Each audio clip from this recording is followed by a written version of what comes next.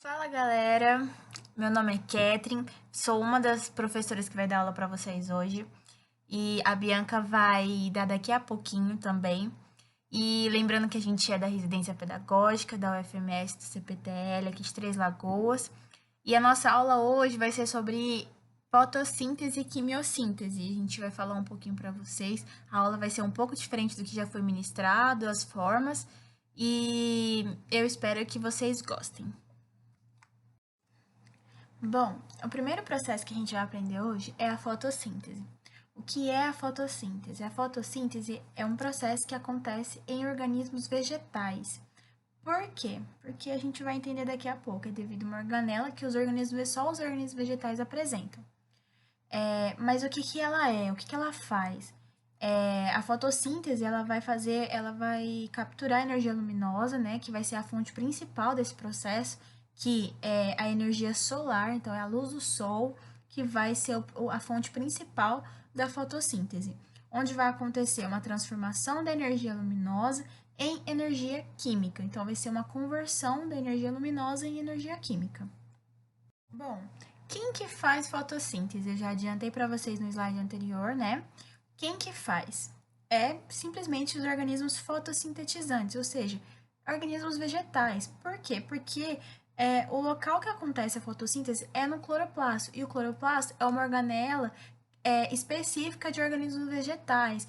É um organismo animal, né? Um mamífero, por exemplo, não apresenta essa organela, mas uma árvore apresenta.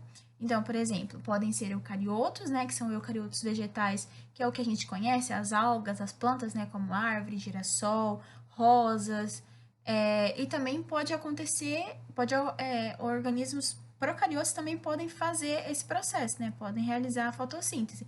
Como, por exemplo, as cianobactérias, que elas são muito semelhantes às algas, mas elas foram colocadas em outro grupo, chamado de cianobactérias, e não generalizou como alga. Então, elas também são capazes de realizar fotossíntese.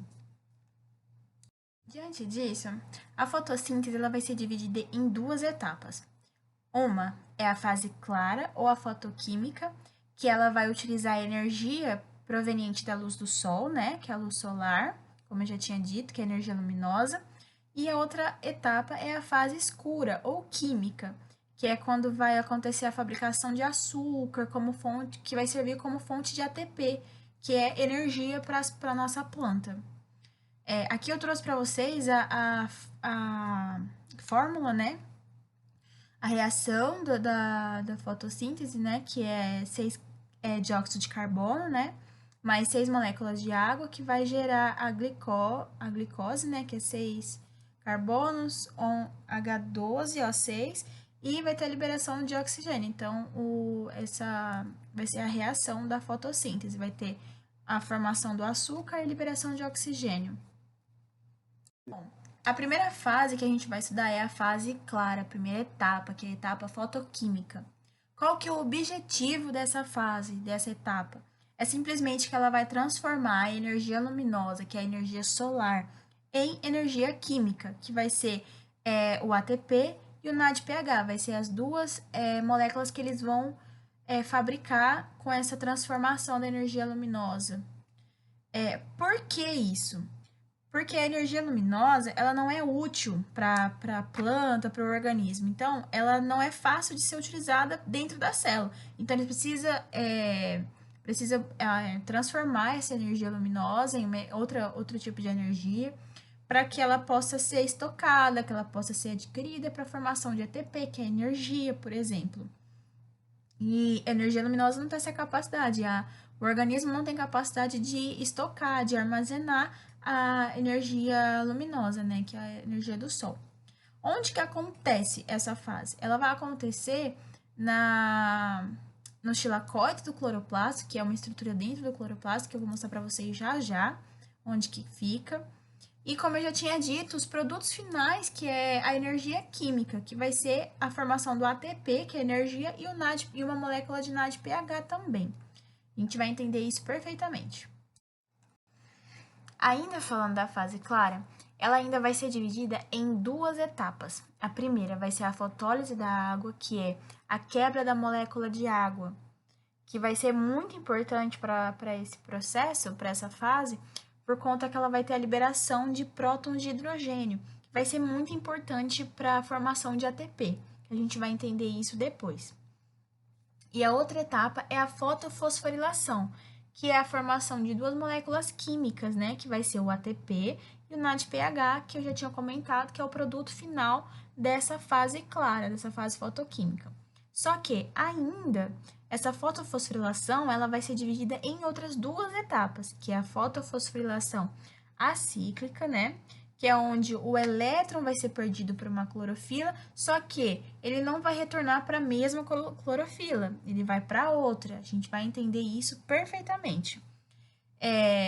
E também a outra etapa é a fotofosforilação cíclica, que é quando o elétron perdido por uma clorofila, ela vai retornar para a mesma clorofila. Então, e não vai ter, nesse caso, né, da cíclica, ela não vai ter produção de ATP, enquanto na acíclica ela vai ter a produção de ATP. Bom, como eu tinha falado lá no começo, a fotossíntese acontece no cloroplasto. A fase clara vai acontecer nos tilacoides, que é onde eu circulei em vermelho, para vocês saberem onde que acontece a fase clara da fotossíntese. É lá que vai acontecer toda essa fotólise da água, vai acontecer a fotofosforilação acíclica, cíclica, é onde vai acontecer. É onde está circulado em vermelho, os tilacoides. Bom, agora a gente vai entender como que acontece a fotofosforilação, a cíclica e a cíclica. Bom, ainda dentro disso, ela vai ser dividida em não duas etapas, mas duas fases, né? Que vai ser o fotossistema 2, que é essa primeira parte, e o fotossistema 1. O que isso significa? Isso é só um nome, como foi descoberto, então, tipo, isso não interfere, mas é só para vocês terem noção, conforme eu vou citando no decorrer do que eu for falando, né? Bom, esses círculos verdes e com dois amarelos aí, são o quê? São a clorofila, a gente tem que saber primeiramente. A gente tá começando ali na primeira parte, tá, gente? Então, são clorofilas. O que que é? Que são os pigmentos que vão absorver a energia luminosa. A energia luminosa vai vir da onde? Da luz solar. Então, ali, ó, a gente pode ver, a gente é capaz de ver ela sendo a clorofila absorvendo essa energia luminosa e vai passando de uma clorofila para outra até chegar no centro de reação, que é onde eu coloquei uma flecha roxa, que é o P680. O que que isso significa? O P680, que é o quê? Isso significa um comprimento de onda, ou seja, ela é capaz de absorver energia luminosa no máximo no comprimento de 680. Então, isso é um comprimento de onda, não interfere em nada. E aí, o que vai acontecer? Conforme vai passando ali, elas vão absorvendo, né, energia luminosa, ou seja, vai ser trazida por energia eletromagnética, vão ser absorvidos e tal. A clorofila, ela vai estar altamente energizada. Então, acaba deixando uma instabilidade para a célula, para a célula em si, né? Que é a clorofila. O que vai acontecer?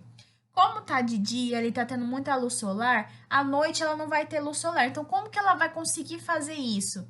Aí que tá. Quando chega a noite, ela vai parar de absorver a energia luminosa, porque não vai ter energia solar para trazer para a clorofila.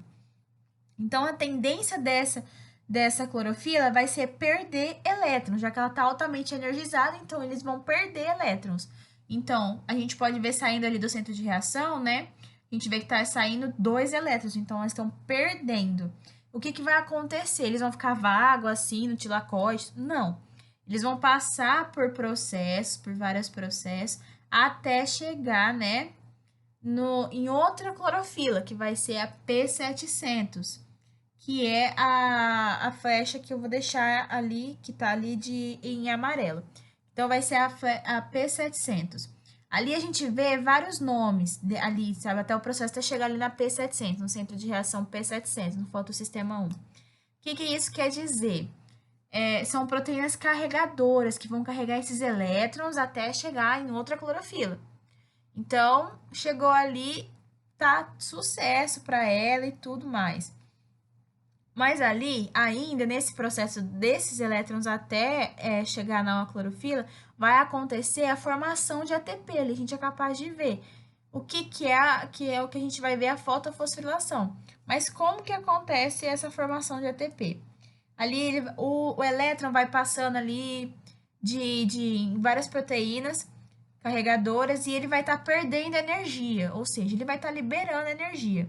Então, que ele vai ser essa liberação, essa energia liberada vai ser utilizada para realizar o bombeamento na movimentação dos prótons de hidrogênio que a gente vê ali, que vai vir do que esses prótons de hidrogênio? Vai vir da fotólise da água, que eu vou explicar daqui a pouco. Então, ali vai estar no estilacoide, vai estar tendo um bombeamento, uma movimentação, então vai estar altamente energizado. Então, aquilo vai ser utilizado para a formação de ATP. Então, a liberação da energia dos elétrons, mais a movimentação, a energia da movimentação dos prótons, e vai ter a formação do ATP. Então, vai vir um ADP, né, que é adenosina difosfato, mais um fosfato inorgânico, né, que é um íon fosfato, para formar um ATP, que é a energia, que é um dos produtos finais da fase clara. Então, ele vai ser chamado de fotofosforilação. Então, através da energia luminosa, né, foto, luz, né, fosforilação, que é a formação do ATP, que foi formado o ATP. Bom, agora no fotossistema 2, ele vai acontecer a mesma coisa, que ali é um outro comprimento de onda, vai ser o P700, mas é uma mesma clorofila. Vai vir a energia luminosa, ela vai ser absorvida pela clorofila até chegar no centro de reação. Chegou, ela vai liberar, vai à noite, né? Não vai ter energia luminosa, então ela vai liberar esses elétrons, onde eles vão ser passados ainda por várias proteínas carregadoras até chegar na formação. Ele vai liberar energia, como acontece ali no P680, ele vai liberar energia, essa energia vai ser com ainda os prótons de hidrogênio, ele vai vir o NADP, que vai ser mais essa energia, né, liberada pelos elétrons, mais o H+, da fotólise da água, que vai ser o íon de hidrogênio, né, o próton de hidrogênio, e ele vai ser transformado, vai ser formado, aliás, o NADPH, que vai ser outro produto final da fase clara. Então, o ATP e esse NADPH vão ser dois produtos que vão ser utilizados no ciclo de Calvin, que é na fase escura, que vocês vão entender daqui a pouco. Bom, diante de tudo isso, a gente tem que ter em mente também que a clorofila, ela fica instável quando saem esses elétrons, então ela precisa de uma estabilidade, e aí sai esses elétrons, ela fica instável. Como que vem? Como que ela vai voltar a ser estável de novo? Se ela tá perdendo energia, pô. Então ela precisa de uma estabilidade. Então, ali no fotossistema 2, que é ali do P680, como que ela vai ter? Ela vai ter ali no processo a fotólise da água, que é onde a gente vê uma bola amarela com uma flecha com um clique ali, né? Vai ter a fotólise da água, onde vai ter uma molécula de água, ela vai ser quebrada, ou seja, vai ser liberado 2 prótons de hidrogênio, 2H+, e meio oxigênio, e também 2 elétrons. Esses 2 elétrons vão ser transferidos para o P680, para o centro de reação, trazendo estabilidade para a clorofila. Então, o que ela perdeu, ela já repôs, então ela está tranquilamente. Então, ela consegue se manter na fase escura, não. À noite, quando ela não tem energia luminosa para ser absorvida.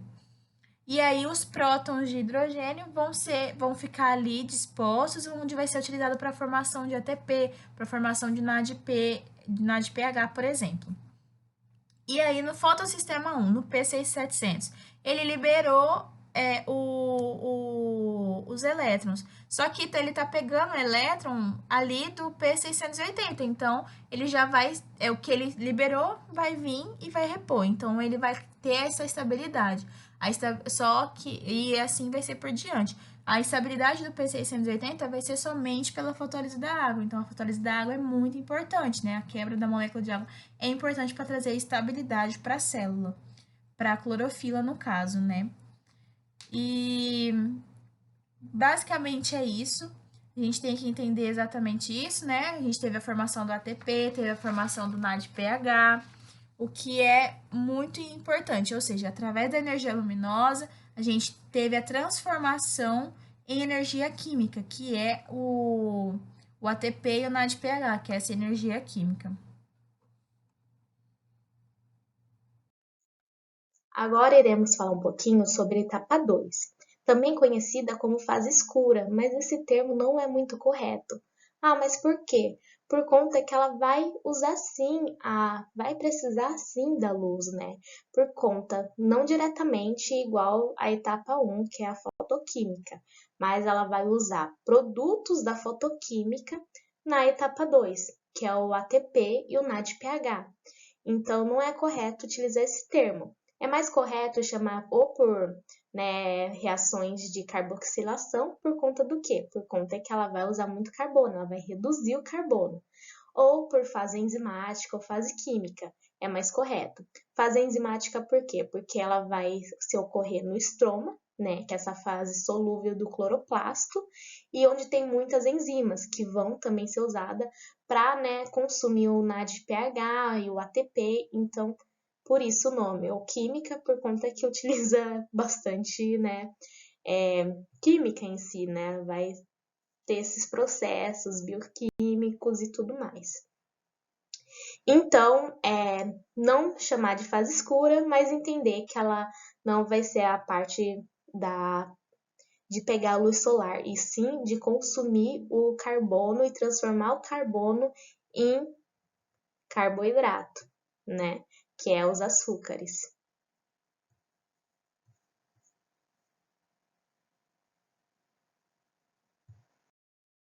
Então, continuando a falar sobre a etapa 2. A etapa 2, ela vai pegar então o gás carbônico, né, e vai transformar ele em carboidrato. Mas como isso acontece, né? Isso acontece via o ciclo de Calvin, que ele ocorre em todos os eucariotos fotossintetizantes. Então, ele vai ocorrer desde as algas mais primitivas até as angiospermas, né, mais evoluídas, né, que são as árvores frutíferas. Então, ele é o básico. E ele também pode ser chamado de ciclo das pentoses, que eu já vou explicar mais adiante para vocês, certinho cada etapa dele. A gente vê aqui na imagem o CO2, né, que ele é pego, ele da atmosfera, ele vai entrar no estroma, né, do cloroplasto, que é onde ocorre o ciclo de Calvin, e vai ocorrer tudo, a redução, até formar, né, o carboidrato. Aí na imagem está representando uma glicose, que é o C6H12O6. Vamos então para o próximo slide. Agora o ciclo de Calvin. O ciclo de Calvin pode assustar, assim, de você olhar e já falar, meu Deus. Mas não é difícil, vamos aprender ele. Então, como ele começa? Ele vai começar quando essa ribulose aí, que tá 5C, né, que esses são os carbonos, que ela vai pegar e ela vai se unir ao carbono da atmosfera, né, que é esse CO2, né, que entra. Ela vai se unir, então, e vai formar uma molécula de 6 carbonos altamente estável. Mas essa molécula, ela meio que se divide e forma moléculas de 3 carbonos, que são as PGAs.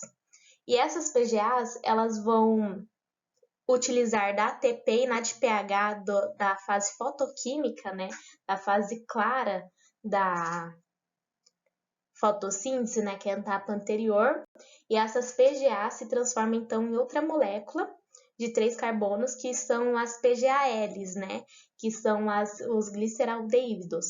E essas PGALs, como você vê na imagem, ela vai pegar e vai formar 6 moléculas de PGALs. E uma dessas moléculas é utilizada na formação de carboidrato, né? E as outras, então, 5 continuam no ciclo de Calvin. Então, essas outras 5 vão continuar, vão formar de novo a ribulose, vão de novo se juntar com o carbono da atmosfera e vão começar a fazer todo o ciclo de novo. Então, por isso que também pode ser chamado de ciclo das pentoses, por conta que vai ter muito esse 5C, né, aí, que é cinco carbonos, né? Que vai ser também as 5 moléculas e etc. Então, é isso. Então, eles vai sempre estar continuando esse ciclo. Então, aqui outra imagem para vocês verem sobre o ciclo de Calvin. É a mesma coisa que eu tinha falado no slide anterior, só que aqui tá bolinhas representando os carbonos, né, tudo, as moléculas. Então, coloquei só para ter uma ideia de outra imagem, mas é a mesma coisa que eu já tinha explicado.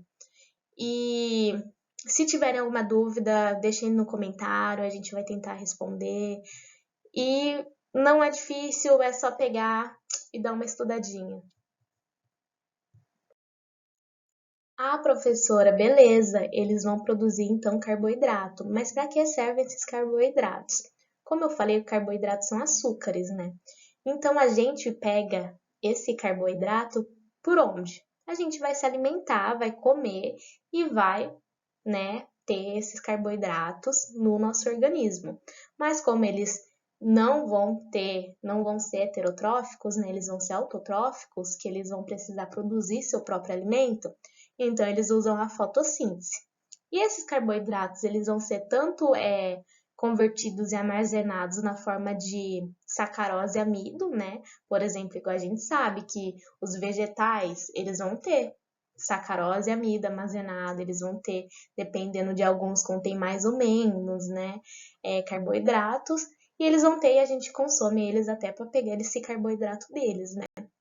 Mas esse carboidrato também vai ser muito utilizado na respiração celular, que é a mesma respiração celular que ocorre nos animais, ocorre também nos vegetais, né, nas plantas. Então, essa respiração celular ocorre na mitocôndria, né, que vai produzir ATP. Ah, então se a respiração celular ela vai ocorrer na mitocôndria e produzir ATP, mas a fase fotoquímica ela também não produz? Sim, ela produz, mas ela produz pouco ATP. Ela produz pouco ATP que vai meio que só manter a fotossíntese. É meio que um ATP só para aquilo, só para fazer aquilo funcionar. O ATP que vão realmente gerar bastante vai ser a respiração celular na mitocôndria. Ah, mas célula vegetal também possui mitocôndria? Possui, né? Aqui do lado a gente tem uma foto de uma célula vegetal, né? Que tem a parede celular, tudo mais, o vacúolo.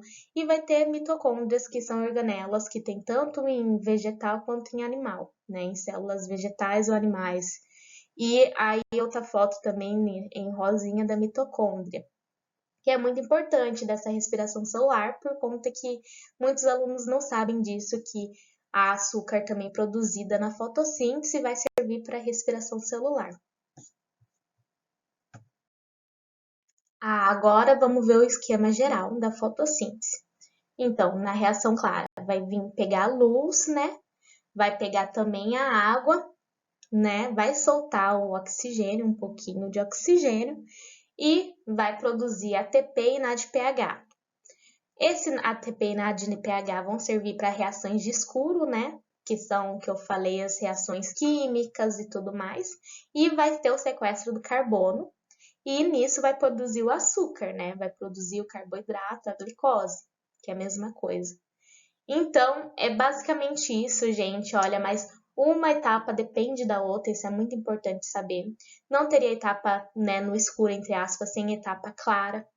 Não teria também a etapa clara, que ela também vai precisar de coisas que vão ser produzidas na etapa 2. Então, é uma etapa que necessita da outra etapa. E é como o ciclo de Calvin, quase, que é aquele ciclo que vai e vem. Mas aqui tem coisas em aberta que é pego e que é solto, né? Agora vamos falar sobre a quimiossíntese, que também é uma forma autotrófica, né, de produzir seu próprio alimento, que vai ser realizado por algumas bactérias e algumas arqueobactérias, não são todas. Essa quimiossíntese ela vai utilizar substâncias inorgânicas para a produção de substâncias orgânicas, que são os carboidratos. Aí como isso acontece? Ele vai pegar então composto inorgânico, por exemplo, pode ser amônia, sulfeto de hidrogênio, carbonato de ferro, etc. e vai utilizar esses compostos, né, para retirar seus elétrons. Então, na verdade, ele vai ser oxidado esse composto, que é retirar esses elétrons, que tem muitas energia, e utilizar essa energia, né, para converter o gás carbônico e a água em substâncias orgânicas. Então, é isso que é a quimiossíntese. É fácil, é isso que é a quimiossíntese. E essa quimiossíntese, então, serve para quê? Ela vai servir para o mesmo processo, entendeu? Para conseguir ATP. E esse carboidrato, então, ele vai ser utilizado na respiração celular, como já falei, né? Que ocorre também com a gente, quando a gente come e tal, pega açúcar. Além de armazenar energia, né? Tipo, ele também vai servir para respiração celular, ou nas plantas, que as plantas elas também vão fazer a fotossíntese para gerar açúcar e para também na respiração celular vai servir, ou as bactérias também com a quimiossíntese, né? Algumas, que outras também elas têm bactéria que pode ser fotossintetizantes, tem bactéria que são heterotrófica, então é bem amplo. Ou ela vai pegar e fazer a fermentação, que também é um método para conseguir ATP, só que a fermentação ela não vai ter tanta ATP igual a respiração celular, né, que tem muita mais ATP.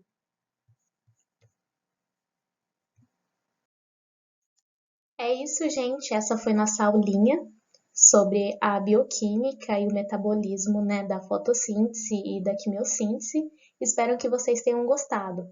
Qualquer coisa, deixem as perguntas no comentário que a gente vai estar respondendo.